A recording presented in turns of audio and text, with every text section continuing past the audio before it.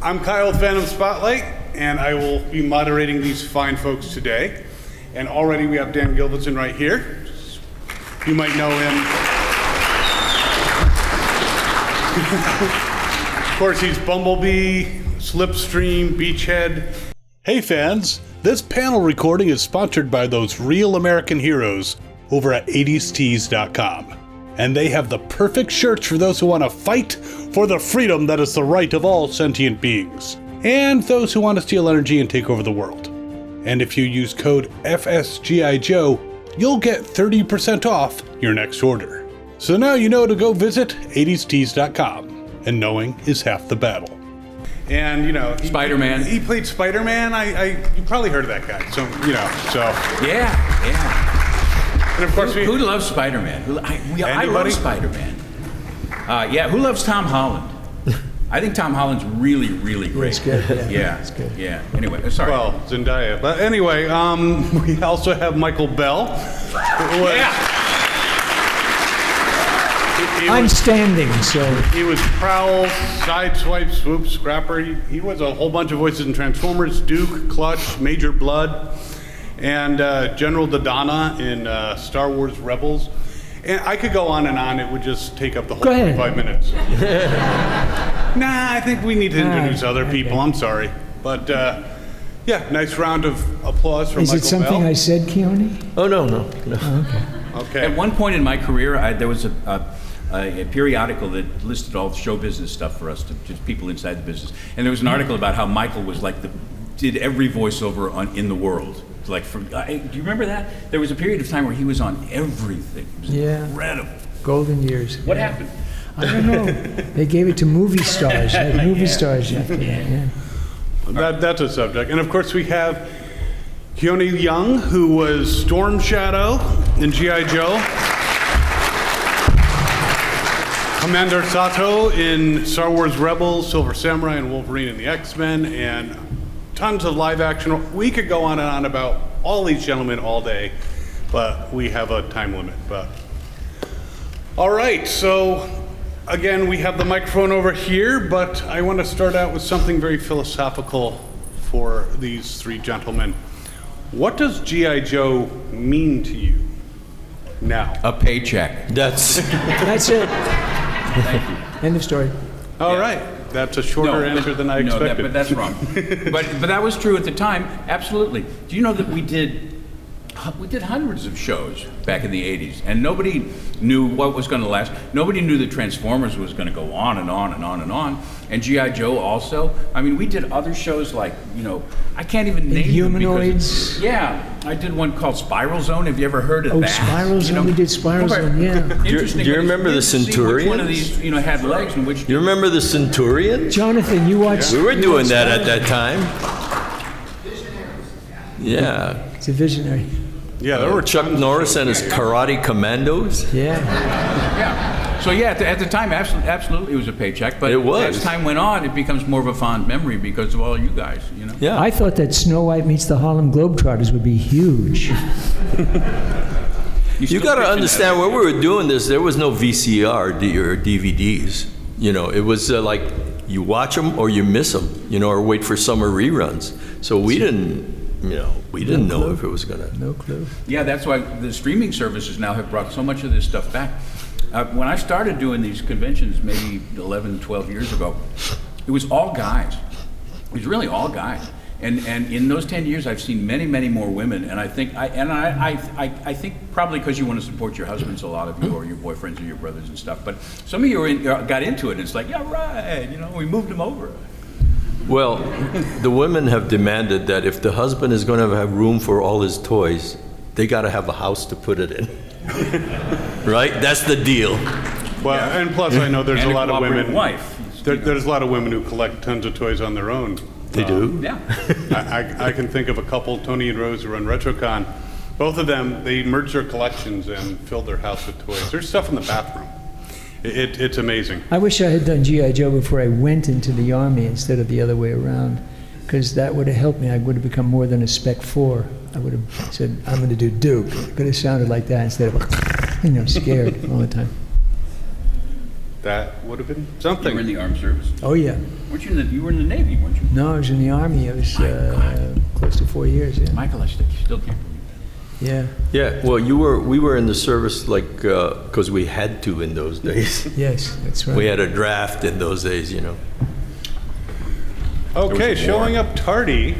Sorry. We have Francois Chau. Francois! Hey guys.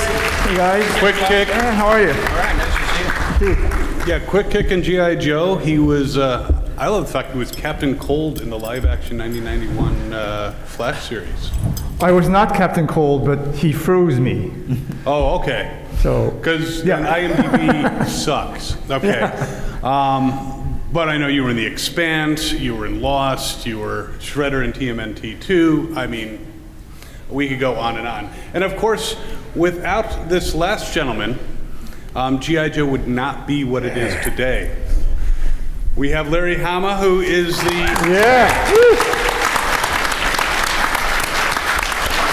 writer of G.I. Joe for Marvel. He did the action figure file cards, and he's still working on G.I. Joe today with, I believe, IDW. Is that correct? That's correct. So you can still read plenty of stuff from Larry, and without him, I don't think any of us would be here. So.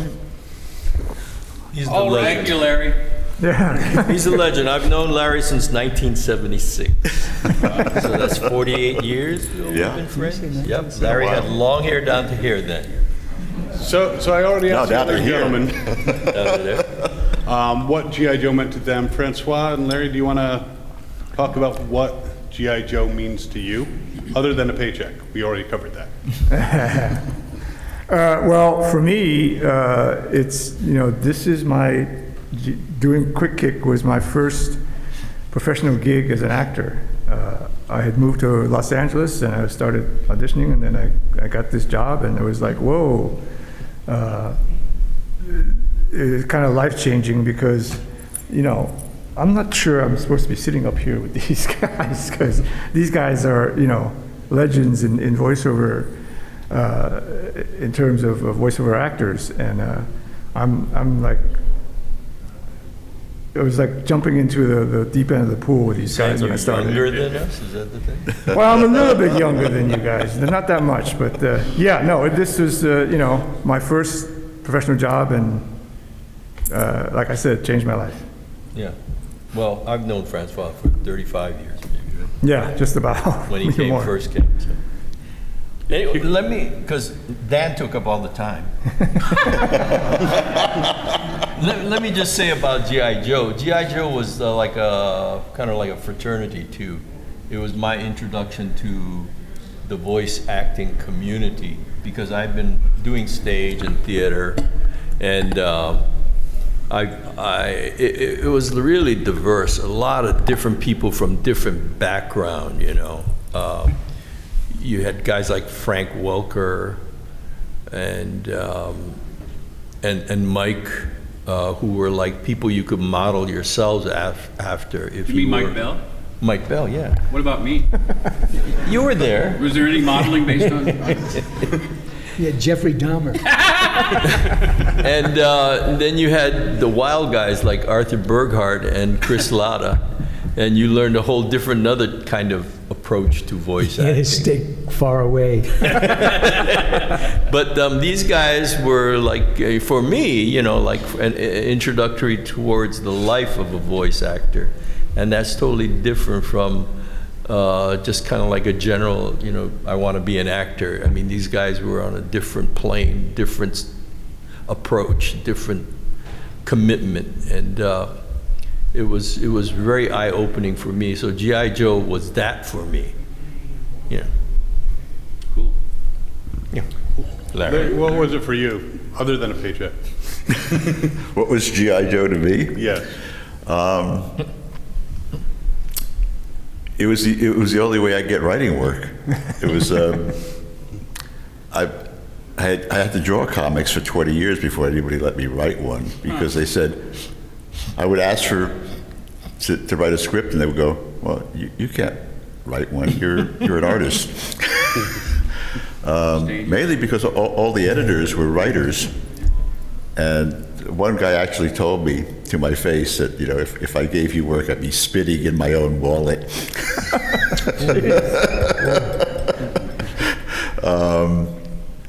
And it still continues today. Yeah, so when Jim Shooter was trying to find somebody to write the book, he asked every single contract writer, and they all turned it down. And all the non-contract writers turned it down, and then he went to every editorial office one by one. And all the editors and assistant editors and the kid that went out to get coffee, they all turned it down. And my office was literally the last office in the row. And he came to my office, and I went, and if it had been Barbie, I would have taken Barbie. I just wanted to get my foot in the door, to write. And even after the book was #1 in sales, I went back and I said, well, doesn't that prove something? And they said, no, it's G.I. Joe, just a fluke. It's a fluke. But you were a real GI, though. Yeah. I mean, you were real military experience. But, the thing was that I couldn't get them to give me any other work. Interesting. Because they said, well, it's a total fluke, and it was just, blah, blah, blah. So Was it because you were so young they didn't want to give you this responsibility, or what? I mean, no, the editors didn't want to let artists write. So stay in your lane was basically the... Yeah, and so finally, I kept bugging them, and they said, okay, like, we're about to cancel Wolverine because the sales are in the toilet. And so that's how I got Wolverine. Wow. Great. And within 1 year, it was a #2 selling book. Great. And Did you create the Silver Samurai, by the way? no. You didn't create. Did you ever get credit for that, bringing these books to that position? I mean, did they ever acknowledge the fact they that you never managed acknowledged the it. job? I'm completely written out of Marvel history. In all the Marvel history books is like maybe, a short paragraph. So after Wolverine, I said, okay, then I proved something there, and they said, oh no, Wolverine is another fluke, which is how I got on another book that was almost near cancellation, which is called The Avengers. So that's why when people come to me and say, well, how do I get writing work at Marvel? I go, I'm the wrong person to ask. Draw good. Oh, and by the way, I was a voice actor in New York in the 70s.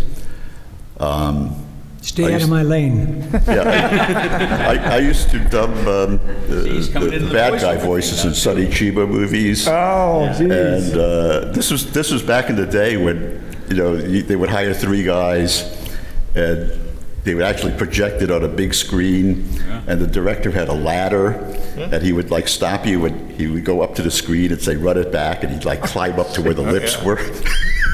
Yeah, I did all the Kung Fu movies in the West Coast. Yeah, that was the same way, right? Yeah. Same thing. Before it was like McDonald's. We were like flipping burgers with the movies. Yeah, exactly.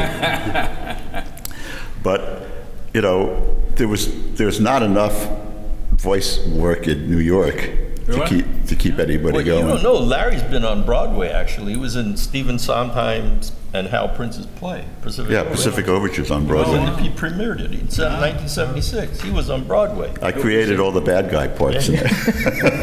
That's awesome. How long were you with it? The entire run. But how long did it run? A little over a year. Yeah. 18 months. That's a nice run. I did the trials in Boston and in Washington at the Kennedy Center. Right. Then at the come Winter up to LA? Garden in Broadway. Then to the Chandler Pavilion in L.A. Yeah. And then the State Theater in San Francisco. That's great. Yeah, we were both young actors at that time. That's what we love most. I'll speak for all of us now, because it's true of all of us, I'm sure. We love the stage the most. I mean, this has been great. Voiceovers are great, and it's great TV and movie and all of that stuff. But we love the most to be on the stage. Well, there's nothing like the feedback. It's immediate. That's the basis of it all. But So many people say they want to be voiceover actors. spoken to a lot of panels. We all have spoken to a lot of panels and say, well, I want to do voiceovers. Well, you could study acting. You really have to either take an improv class or train as an actor, because it's not just a voice. Yeah, absolutely. Well, Every for voice us, actor, oh, I'm sorry. no, for us, the stage is where the actor is in total control. I mean, the movie is the director. With TV, it's the writer. But on stage, you have full control. If you feel like doing something different, you do it. And nobody can tell you one way or another. I mean, it's you, the actor. So I think that's the biggest challenge for us. Nobody can edit you on stage. And there's no replacement for that training, because you're interacting with the other actors on a different level than when you're in TV and movies. Where Well, it's not only that, but you're interacting with the audience too. That's the amazing thing about a play, because there becomes this. You guys have all felt this, even in movies to a degree, but especially in plays, because here we are. There's this energy exchange that happens in a well-written play, where just one thing, the audience builds off the actor builds off the audience. It becomes like almost a living thing. It's really an amazing experience to have. Keone, you said, I'm sorry, you said that people can't bother you if you're on stage. They can't tell you what to do. Wally would have. Wally That's Burr why would- Wally did TV. I mean, That's right, cartoons. He would have yelled out from the back He would row, have yelled I out. can't hear you. Right, right. Wally Burr, he was the director for G.I. Joe. But stage is where the antithesis to the paycheck, because I stopped doing stage because I couldn't afford it anymore. I was in New York, and I was living in New York doing off-Broadway, and the pay is like, it's just negligible. And that's the thing about when Dan says paycheck, yeah, that was real money. Because one day's... In 1976, my Marvel page rate was $23 a page. Oh, man. So getting an equity principals contract was like, holy shit, you're going to actually make some money. Yeah, but when you were doing TV, you got residuals, you got money coming in all the time, and it's like, that was money. But that was after 20 years of starving on stage for me, When I was an usher at Grauman's Chinese, I made $25 a week. So guys, I beat you. Yeah. Oh, by the way, it's Mike Bell's birthday today, so say hello, say happy birthday. Happy birthday, Mike. What are you now, 60, 55? What do you know, Now you can Mike? cut me in half and count the rings. After Mike, the panel, Mike please. has been, I think I joined SAG in 67. When did you join SAG? I joined SAG in... His SAG number is 004. So we're in the 50 years club in our union. Oh, yeah. Good, yeah. Absolutely. So, as you were saying, obviously, voice acting is acting. Did you guys, for the voice actors, while you were on the show, did you have any exposure to the comic, and did that affect your characters at all? And Larry, did you actually watch the show, and did that affect anything in your writing of the comic book? We should hear from Michael. I mean, you were the lead character in the show. Duke. Yeah, it's so interesting because I was a big comic book fan as a kid, obviously, and my fave as a kid, we didn't have G.I. Joe when I was a kid. Obviously, it was Captain Marvel, Superman, Plastic Man.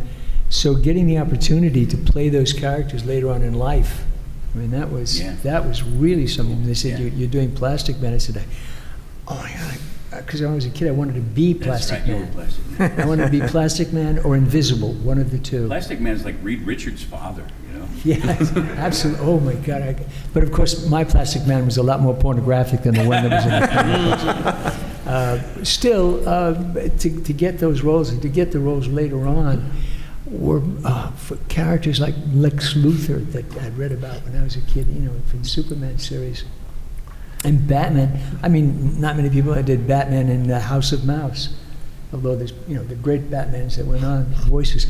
So to be able to do that, I don't think I was affected by the comic books because I can't remember that period. I can't remember what the comic books were about, other than the fact that I loved them as a kid. But, you're dependent upon so much on the director's approach, obviously. And what is interesting is is that our approach to acting in cartoons is different now than it was then. How so? Well, because they drew the cartoons. They had animators. Now it's done digitally, so you can talk at the pace that you want to talk at. I remember doing when I was working at Hanna-Barbera. I remember my voice. I would say, "Well, what do we do now?" You can't talk too fast. You have to go. I go, "Well, what do we do now?" I says, "Too fast, Mike."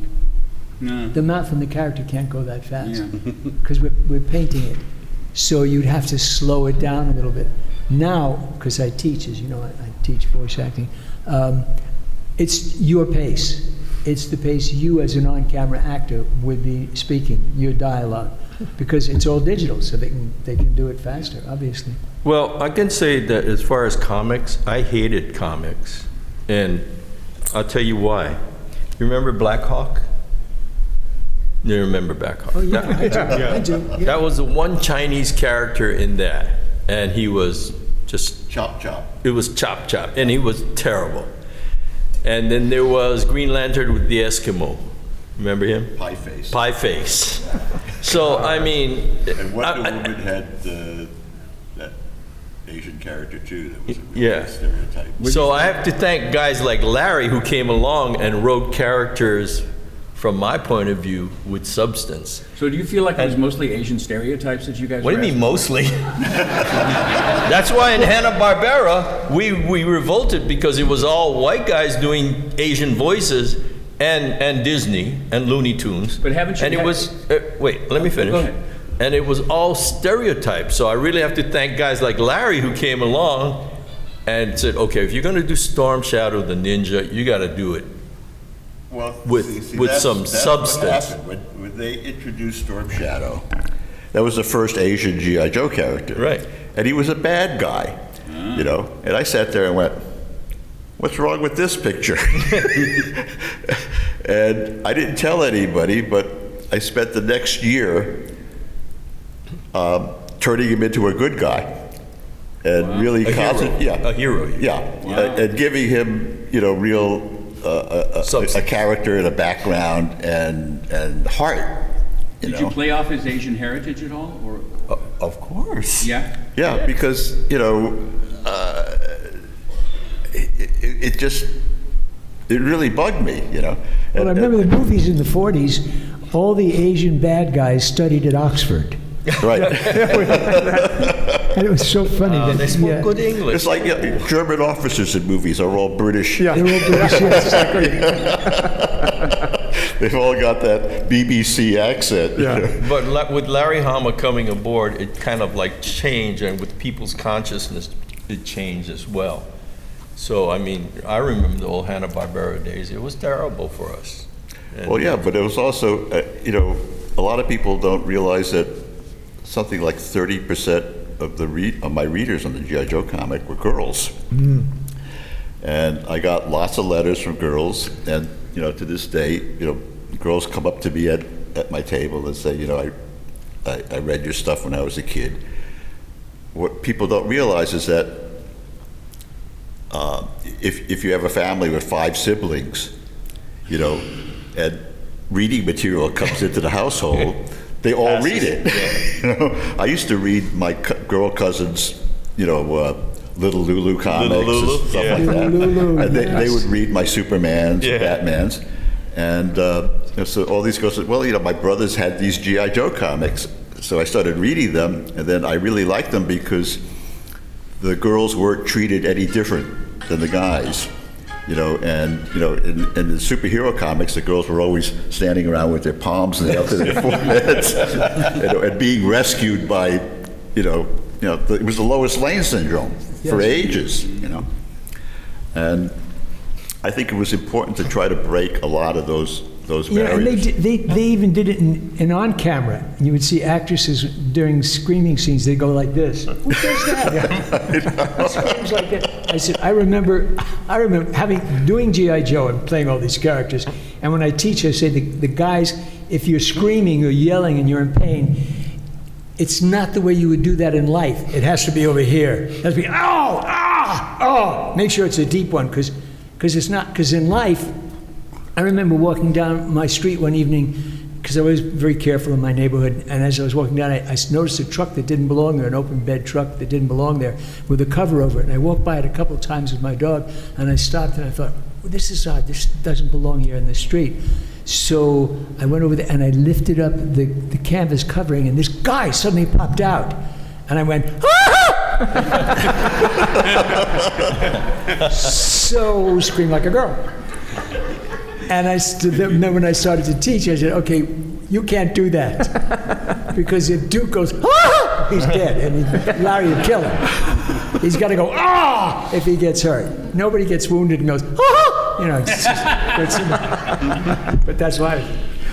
You know, you don't really learn how to project unless you do live theater. Yeah. You know, and I remember on the first week of rehearsals on Pacific Overtures, I'm up on the ship with Ernie Abuba, and we notice that there's these 2 microphones taped to the railing of the ship. So from then on, we were always cheating towards those microphones, you know. And then about 5 months into the run, we get up on the set before the curtain goes up, and we notice the microphones have fallen off, fallen off the railing. And Ernie says, oh, we got to really project now. So for the next month, we're like, trying to reach the last row in the balcony.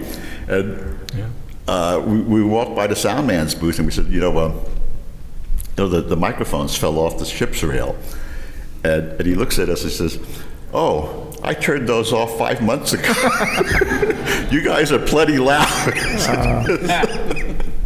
There must be questions, I'm sure. You know, unless you're in that, you get that training, you know, it's a very different type of acting than TV and movies. Yeah. Oh, I see questions happening. You're there, the guy's leaving. He's leaving. Yeah. Oh, he's No, coming. I think he's coming up to the mic. Yeah, He's coming up. Yeah, he's coming up to the mic. He's gonna swing. And he's following. Is this on? Okay. First of all, your name and where are you from? My name is Matt, and I'm from Syracuse, New York. Hey, Matt. Welcome, Matt. And played G.I. Joes, buried him in the dirt, many a summer afternoon, loved the show. I don't know if anybody remembers, but at the end of the show, there was always an anecdote, teach a life skill. Right. And then the kid would say, thanks, so-and-so character, and now I know. And the character would say, knowing is half the battle. Right. And then, G.I. Joe, the big symbol would come up on the end of the screen, and my wife and I, we play this out all the time with our kids, because if they're like, hey, now I know, and we're like, knowing's half the battle, we wait for our kids to say G.I. Joe, and they don't. So,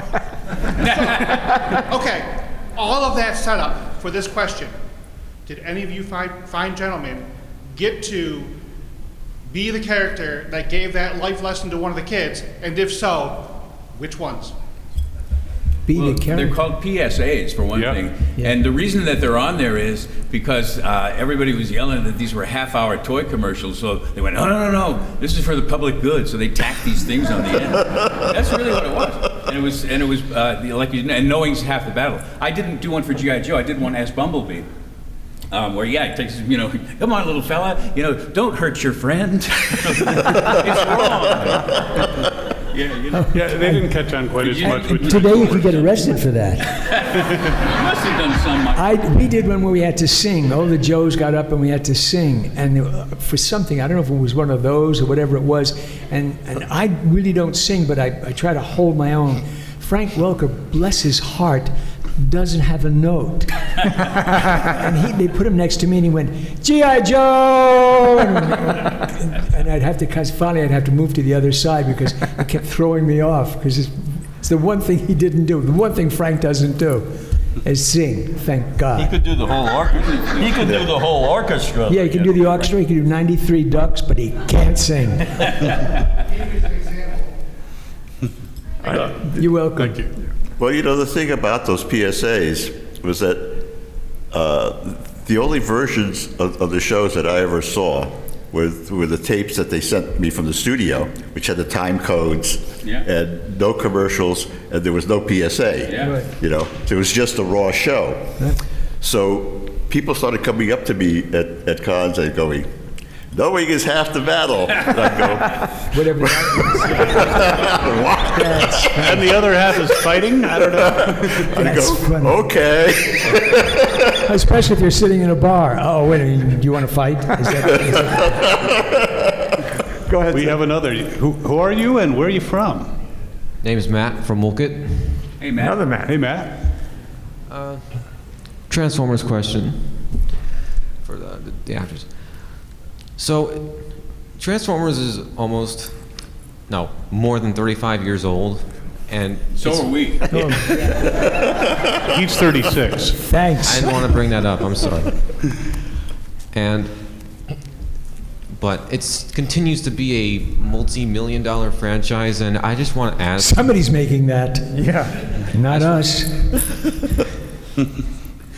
I just want to ask, like, what do you guys feel like is the true staying power of this franchise? And not just that they're still making TV shows, they're still making movies, and not as much toys as there used to be. I just mean, like, what still draws people to this franchise all these years later? Don't you think it's just the concept itself? This thing that this, especially for guys, we love this kind of stuff. You know, you take, look, it's a car.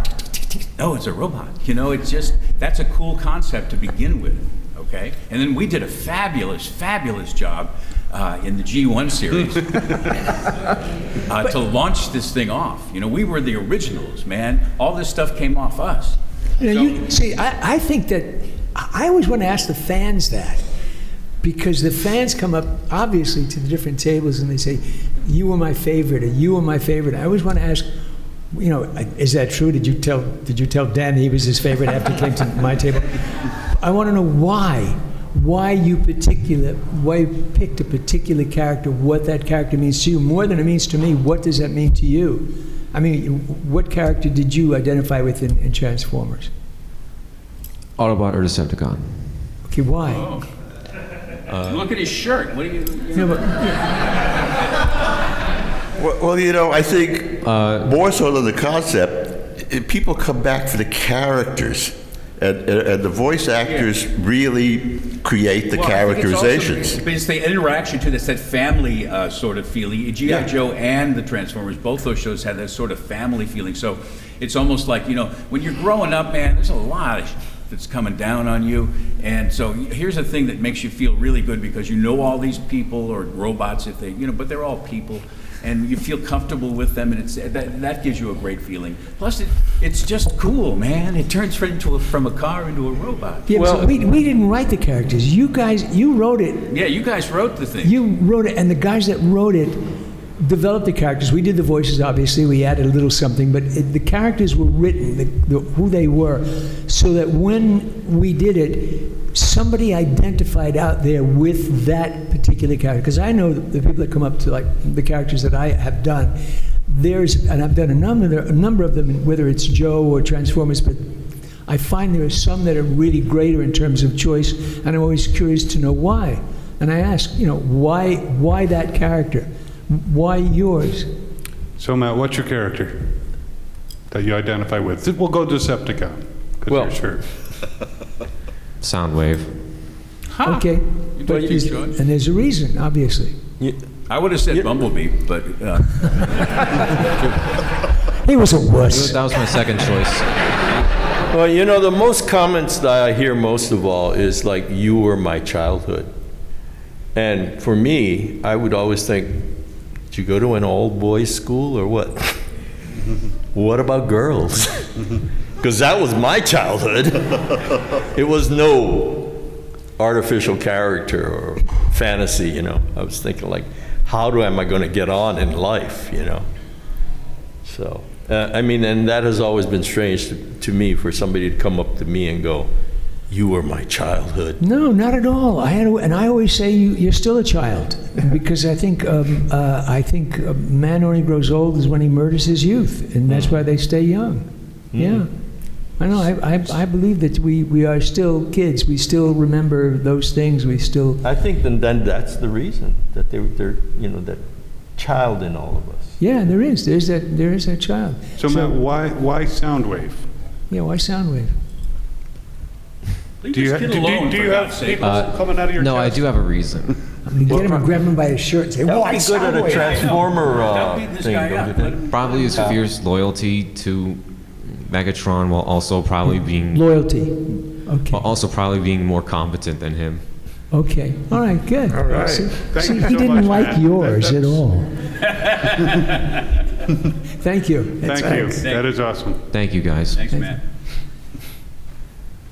Okay, spit out the gum. I mean, go ahead. Sorry. My name is Justin. I'm from Enfield, Connecticut. And first off, I just wanted to say thank all of you for the awesome jobs you did. I felt that G.I. Joe and Transformers was the best voiceover ensemble in all of animation. You guys rocked the house. Great. You guys were awesome. Thank you. And Larry, thank you for writing G.I. Joe. It was like the best comic in the 80s, as far as I'm concerned. My question is, was there any professional rivalry between Transformers and G.I. Joe, or between, like if you played a certain character? Like I know Quick Kick and Storm Shadow faced each other in the cartoon, but they also faced each other in the comic book, and it was a different story in how that unfolded. I don't know if there was ever, like, oh, We you're an had to keep Autobot, them you're a apart, Decepticon, yeah. you're Cobra, you're Joe. Do you guys ever joke around about that? During a session, we had to keep these guys apart. It was just impossible.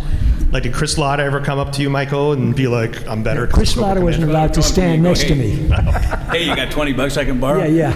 Chris wasn't allowed to stand next to me because Chris, very volatile performer and wonderful voice, but also sweated a lot. Oh. So when he would go, it would go everywhere. And he was a smoker too, isn't he, Mike? Yeah. And he was a smoker, so I put Mary McDonald Lewis next to him. Yeah.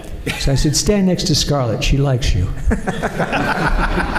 Y'all know who Chris Latta was? Oh, you know. Y'all Cobra Commander, Starscream. Yeah, Cobra he had Commander, passed away. Starscream. One of our voice actor brothers who passed really early. Yeah. Massive talent. Starscream. I mean, who comes up with a voice like that? Come on, give me a break. Yeah, they've tried to replace. They replaced him with some other actors who are good, and they do that. But there's just something very, very special that he had, other than sweating. Yeah. So, I don't feel there anyone's was ever we never had replaced that. We never Starscream fought. ever. I sometimes fought with Rob Paulson, but that was something entirely different. But they were wrestling, so that was different. Totally different. Yeah.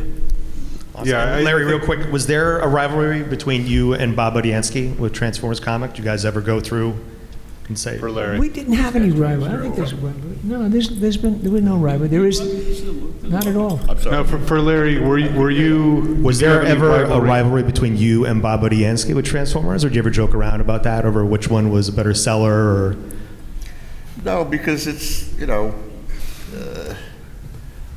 I don't really remember any sort of weird rivalries within the comic biz, because, we were just all doing the same stuff. Yeah. And especially among the artists, there was a lot of mutual support and help. If somebody got behind a deadline, all of his buddies would come in and help him draw the pages. When Wally Wood's mom was passed away in Minnesota, something like 20, we recruited 20 artists to come in and finish his strips for him, including Neil Adams and Russ Heath and Sergio Aragonés. It was very heartwarming. did you and Bob ever get together and say, I can't believe Hasbro is making me put this character in this comic book? I see Bob once in a while. We have other stuff to talk about other than Transformers and G.I. Joe. I just didn't know if there was something maybe that came up back in the 80s if you guys ran into each other during lunch or something, but No. no. Okay. I'll let you go. Come I'll up talk to too his much. table and buy some stuff and talk. You can talk to him. I'll get there eventually. Okay. All right. Thank you guys very much. Thank you. Quick thing, Dan, did you know in the comic books, G.I. Joe blew up Bumblebee? Does that give you any conflicting? I don't recall that. Does anyone else remember that? What? I don't remember feeling it. I'd like to blow up Channing Tatum, I think. Oh, you just like to blow Channing Tatum. That's Nah. Ba-dum-bum. Go ahead, All right, sir. folks, this is getting a little X-rated, so just chill out, because here we go. How you doing? My name is Omar. I'm from New Jersey. Hey, Omar. So one of the most memorable episodes of G.I. Joe for me was when Storm Shadow fought Quick Kick on the side of a mountain in the snow, right? So I just want to ask, what is your most memorable scenes that you guys voiced over in the respective series that you were in? For us voice guys? Yeah. For the voice channel. For me, Bumblebee for the Transformers. And I came into G.I. Joe in the second season. You may, those of you who look at the credits and stuff on this thing will see that it's all the same people that did Transformers and G.I. Joe. Yeah. Same director, and so I was kind of pulled into that cast in the second season. I had to audition for the part, but somebody just asked me today, hey, I did this tiny little part, some sailor who crawled up on the sand or something, and they said, how do they decide that? And they went, who has less than 3?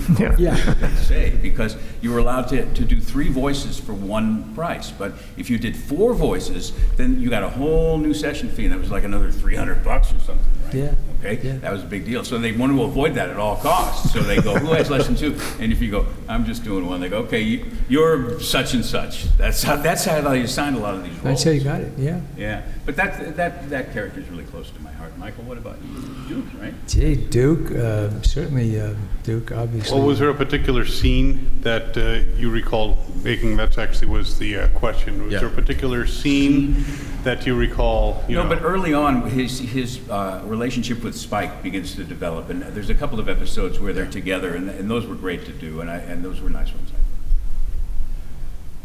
Any particular scene with Duke that you recall? I have no memory of what I did this morning. You asked me to do something I did in the 80s. Good God, I hope that doesn't come back to hit me in the head. Yeah, I was just going to say, it was a long time ago, so stuff just kind of mushes into your head. And we rushed it. We were rushing back and we did G.I. Joe. It's fresh for me because I watched it this morning before I came. Oh, there you go. Well, you got a heads up on us.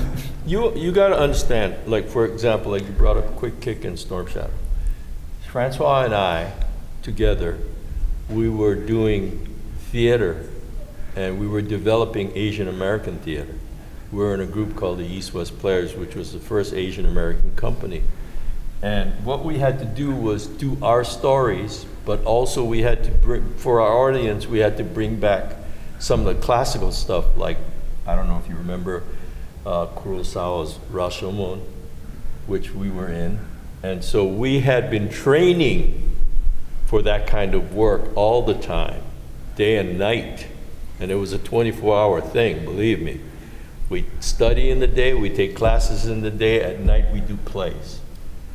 And so, and we did those characters many, many, many times before G.I. Joe. So it was nothing memorable about it. We just went on and did our thing, and that was it. I think, like, in terms of memorable interactions and stuff, we didn't really, we kind of went to the place and we sat around, we did a read through, and then each one of us kind of got up to the mic and did our lines, and we didn't really have it wasn't like a interaction this way. It was a little more technical in terms of in the scene, you do your lines, and then Michael or Dan will go up and they'll do their lines. Were you there when it got so full because of all these toys that they were making? The studio got so full of actors that they finally had to install a PA system so that if you were doing a scene like Michael and I were doing a scene, we would wait in the waiting room with the rest of the cast, and then if they needed Slipstream and Duke together in the scene, they would call us in so they wouldn't have 13 people in there. Man, what was going on in that waiting room was worth waiting for. I'm telling you, I wish they filmed that. Shit, man. I mean, you had Frank Welker doing stand-up. You had Chris Latta standing there being mean, looking tough, and having his motorcycle boots. You had Scatman Crothers playing music, not this far away from you, playing Scatman music on his guitar. It was like a nightclub, man. Yeah, it was great. It was great. It was really. Wish you'd been there. We are actually running low on time. Thank you very much. Appreciate it. So let's try a speed round. Don't introduce yourself. Quick question, and well, I've already met everybody here, so I'm just glad that Transformers and G.I. Joe exist in the same universe, thanks to a couple episodes. Because Marissa Fairborn, Flint and Lady J's daughter, basically. And the only human episode where Cobra Commander, there he was. But also, Mr. Bell, don't take this personally, but I think maybe Duke should have died in the movie because it would have spared him from being ruined by Deke. I had nothing to do with that. Yeah. He was supposed to. Yeah. I know. What was your question? He just had a comment. Just had a comment. That's good. Nice. Thank you, John. Question for Good. this question's for anybody who has a distinct memory of this. After the series was each of the series was canceled, when did you realize that the roles that you played were not just a paycheck and turned in that, like G.I. Joe and Transformers went from just a cartoon series to like a cultural phenomenon that led you to appearances like this years later? Yeah, it wasn't until we conventions. could hear from you guys. When these conventions started was when it started. Came from the fans and the conventions. That's when we suddenly said, they want me to do what? They want me to... Because we were never able to meet you or mingle with you or anything. So that's what happened. Yeah, that's how we learned it. So was it through the internet in a way, like hearing about like the fandom Helps, being able to but reach out? No, but we're all in the same room. You know, that's never going to happen on the internet. Yeah. Yeah. It was cool. Thank you. And as long as our dolls were selling. My question is, are you happy with the changes IDW made with now versus when it was being published by Marvel? And this is specifically just the Transformer comics because... I'm sorry, you have to really speak up. Okay. I said, are you happy with the changes that IDW made now versus when it was being published by Marvel? I think you're assuming that they've read the IDW Transformer comics. Yeah. I'm sorry. I think... I don't know. It's okay. Another question that I had is, what characters did you take inspiration from when voicing these characters? Like, is there any sort of media that you had in mind that you wanted to display within these characters and how you take after them personally? Yeah, for me it was, for Prowl it was Clint Eastwood. Mm-hmm. Yeah, I had to do that low kind of just, soft Duke, thing. how did you? What did you feel about Duke? Clint Eastwood. Everybody, Clint Eastwood. Yeah, they didn't have to work that hard because he's, just sort of casual talk. Well, actually, yeah, I think Duke most of, not even Wayne, because it would sound too much like Wayne, like John Wayne. So it was just to go with a low voice, to go with that sort of attitude, etc.